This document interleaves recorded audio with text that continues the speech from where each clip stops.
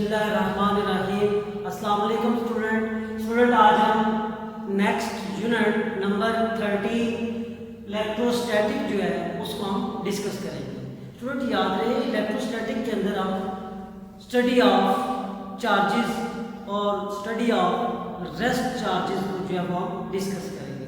याद रहे इसी आर्टिकल के अंदर हम चार्जेस की जो प्रॉपर्टीज़ हैं उनको हम डिस्कस करेंगे। सबसे पहले हम बात करेंगे स्टैटिक इलेक्ट्रिसिटी। स्टैटिक इलेक्ट्रिसिटी क्या होता है?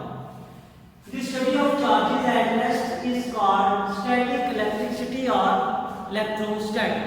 कि जो स्टैटिक चार्ज होते हैं हमारे पास मींस सेकंड चार्ज, उनकी जो स्टडी होती है और उनकी जो प्रॉपर्टीज है उनको हम कहते हैं इलेक्ट्रिसिटी और इलेक्ट्रोस्टैटिक। आगे हम बात करेंगे प्रोडक्शन ऑफ इलेक्ट्रिक चार्ज। अब student production of electric charge क्या चीज होती है कि चार्ज किस तरह जो है वो क्रिएट हो सकता है। We can produce electric charge by rubbing और neutral body with another neutral body. कि जब हम दो न्यूट्रल बॉडीज को आपस में रब करते हैं तो उससे जो चार्ज प्रोड्यूस होता है उसको हम कहते हैं कि प्रोडक्शन ऑफ इलेक्ट्रिक चार्ज। याद रखें स्टूडेंट, रबिंग के प्रोसेस के अंदर जो है वो इलेक्ट्रोस्टैटिक चार्ज जो है वो प्रोड्यूस होता है। अब हम बात करेंगे एक एक्टिविटी 1 और एक्टिविटी नंबर 2 के अकॉर्डिंग। स्टूडेंट एक्टिविटी नंबर 1 के अंदर हमने एक सिल्की थ्रेड ले ली है। उस थ्रेड के साथ हमने एक प्लास्टिक रॉड जो है वो अटैच कर दी। लेकिन याद रखें प्लास्टिक रॉड को सबसे पहले मैं फर के साथ जो है उसको रब करूँ। फर मीन खाल, जो जानवर की खाल होती है उसको हम क्या कहते हैं फर। फर के साथ उसको मैं रब करूँगा। रब करने के बाद इस तरह जिस तरह स्टूडेंट्स को हमारे पास ये जो है ये फर है, इसके साथ इसको मैं स्क्रैच करूँगा। रब करने के बाद मैं इसको सिल्की थ्रेड के साथ जो है वो हैंग कर दूँगा।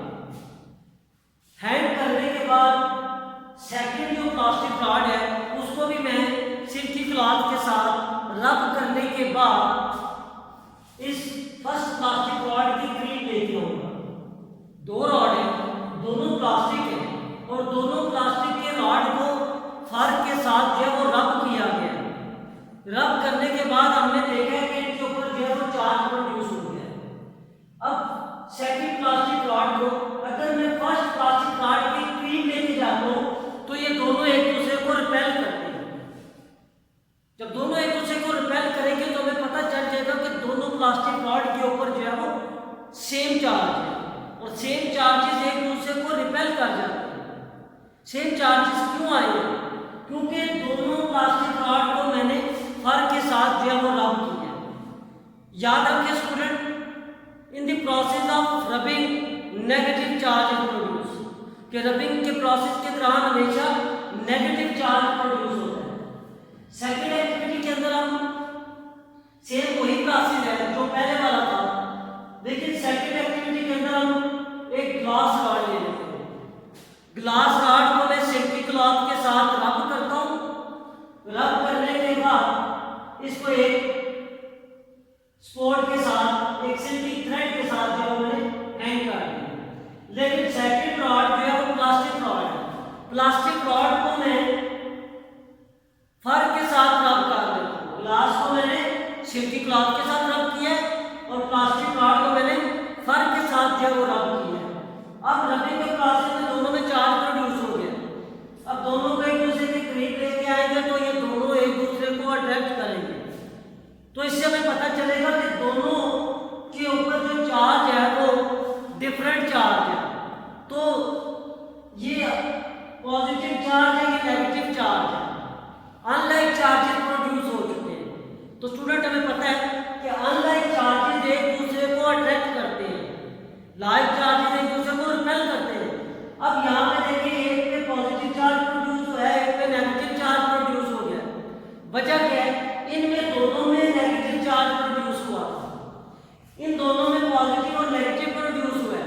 उसकी रीजन ये है कि इसको हमने सिल्की क्लॉथ के साथ रब किया, ग्लास रॉड को, प्लास्टिक रॉड को हमने फर के साथ रब किया।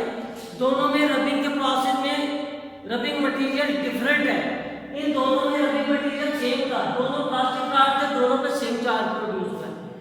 इन दोनों में रबिंग मटेरियल डिफरेंट है, एक प्लास्टिक कार्ड है, एक ग्लास कार्ड है, इस वजह से चार्ज जो है वो डिफरेंट प्रोड्यूस हुआ है। अब स्टूडेंट ये तो हमने एक्टिविटी कर ली, लेकिन इससे पहले एक और बात थी कि जिस तरह आप लोग डेली लाइफ के अंदर अपने हेयर्स के अंदर कम जो है वो क्रिएट करते हैं, उसको मूव करवाते हैं अपने हेयर्स के अंदर, जो कंघी होती है, ठीक है, उसको हम कम बोलते हैं। अच्छा, अब जब उसको हेयर्स के अंदर मूव करने के बाद अब अगर आप टेबल के ऊपर कागज के छोटे पीस रख लें, तो जब कम कोण के करीब लेके आते हैं तो वो कागज के पीसों को अपनी तरफ अट्रैक्ट कर देते हैं। तो इससे हमें पता चलता है कि रबिंग के प्रोसेस में जो था वो चार्ज प्रोड्यूस हो चुका था कम के ऊपर। अब हम इसकी कुछ प्रॉपर्टी लेते हैं। Charges is the basic property of material body due to which it attract और रिपेल्स अनदर ऑब्जेक्ट। कि रबिंग के प्रोसेस में जो चार्जिंग बॉडी है, ये चार्ज शुदा बॉडी है, वो एक दूसरे को रिपेल करेगी या अट्रैक्ट करेगी। Friction produce two different types of charging और different material such as glass and plastic. कि रबिंग के प्रोसेस में दो डिफरेंट चार्ज प्रोड्यूस होते हैं, प्लास्टिक और ग्लास कार्ड के ऊपर। Like charges are based repel each other. अब ये स्टूडेंट ये जो पॉइंट है, like charges repel each other. अब यहाँ पर हमारे पास ये दो पॉजिटिव चार्ज है, इसको हम कहेंगे लाइक चार्जेस। ये दोनों एक दूसरे को क्या करेंगे, रिपेल करेंगे, ऐसे रिपेल करेंगे। Unlike charges are always attract each other. कि अनलाइक चार्जेस हमेशा एक दूसरे को अपनी तरफ अट्रैक्ट करेंगे। Repulsion is the sure test of charge on a body.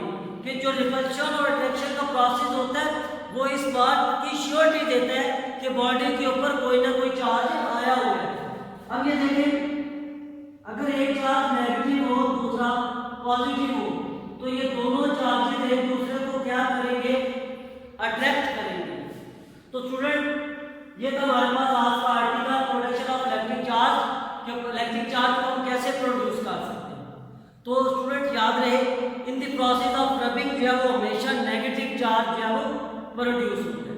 Thank you.